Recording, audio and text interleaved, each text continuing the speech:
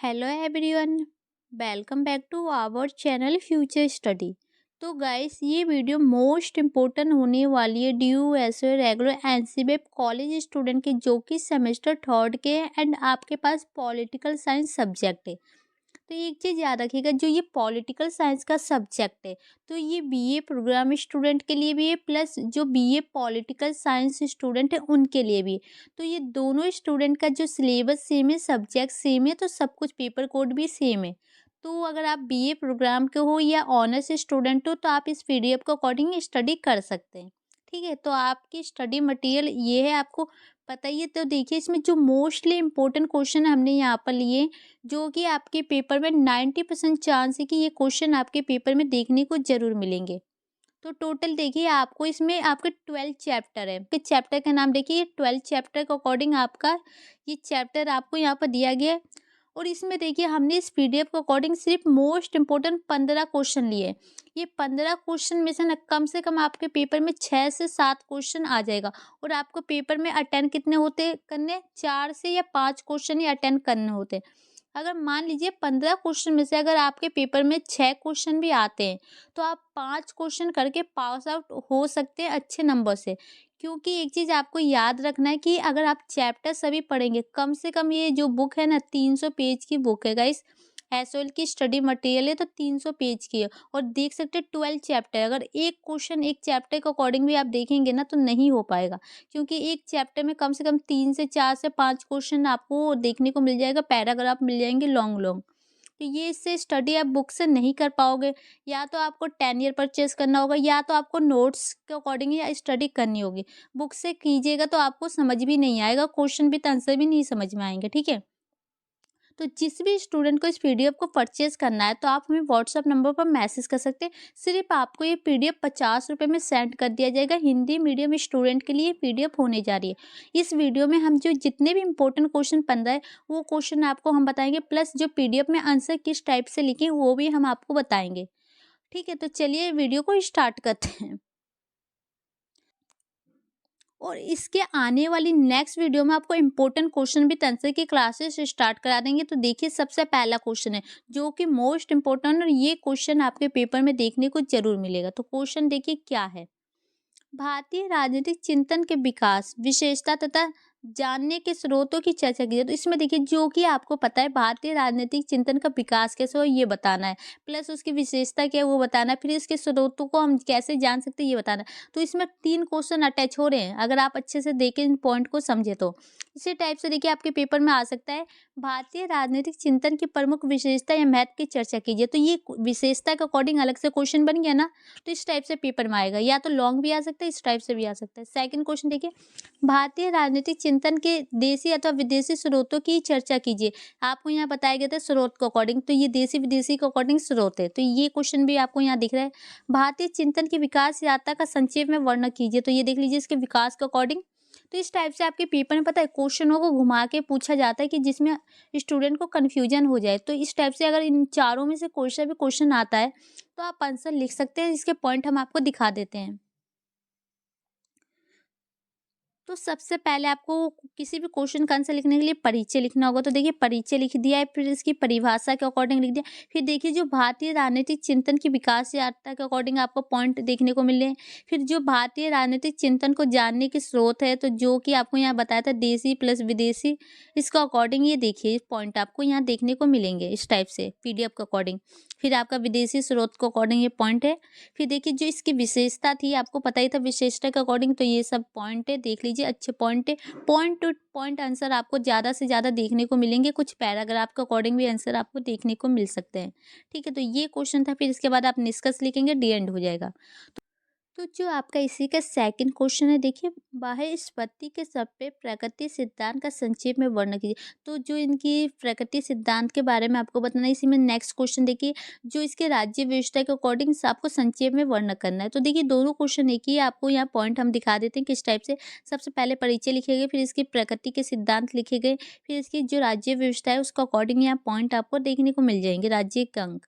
ठीक है, तो इस टाइप से क्वेश्चन है कि जो कि आपको यहाँ देखने को मिले। फिर निष्कर्ष, और क्वेश्चन को हिंदी इंग्लिश दोनों मीडियम में लिखा गया है। क्वेश्चन को आप लिख भी सकते हैं साथ के साथ। ठीक है, तो नेक्स्ट क्वेश्चन है, शुक्र नीति में राज्य की परिभाषा के रूप में समाकन सिद्धांत की व्याख्या कीजिए। तो जो शुक्र नीति है उसकी जो परिभाषा बतानी है प्लस इसके सिद्धांत के अकॉर्डिंग व्याख्या करनी है। तो ये क्वेश्चन था। इसके बाद जो नेक्स्ट क्वेश्चन, आपको क्वेश्चन जल्दी जल्दी दिखा देते हैं।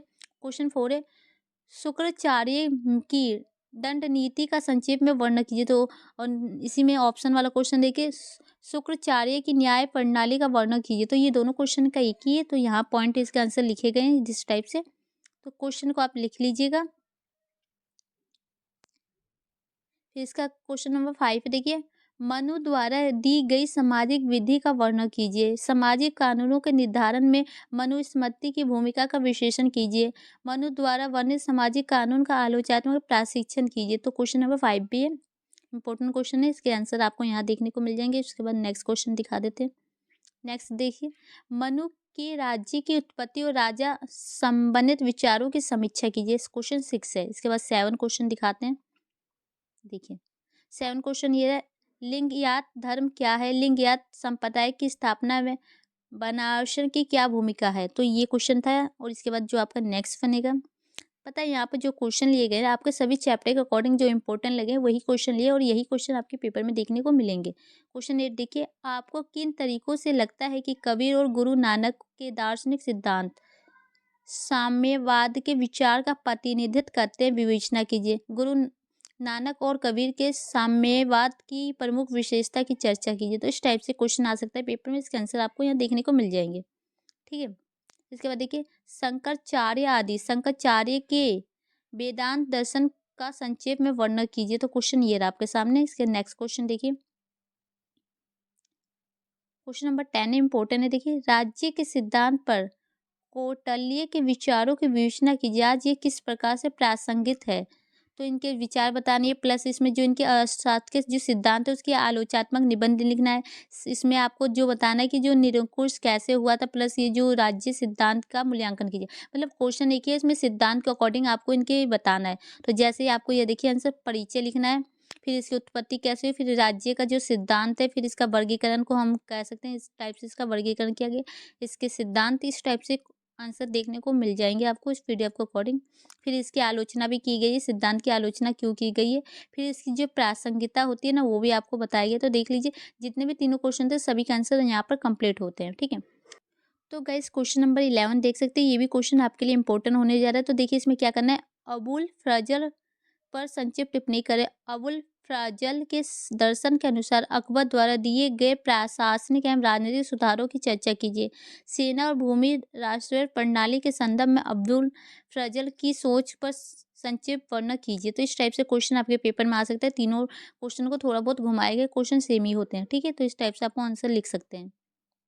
इसके बाद जो आपका नेक्स्ट क्वेश्चन बनेगा, देखिए 12 है, गुरु नानक के उपदेश की संक्षिप्त व्याख्या कीजिए। उनकी शिक्षाओं पर क्या प्रभाव पड़ा? तो इनकी जो इनके अकॉर्डिंग जीवन के बारे में बताना प्लस इनकी जो शिक्षाएं होती है उनके प्रभाव के अकॉर्डिंग बताना है। तो ये पॉइंट आपको देखने को मिलेंगे।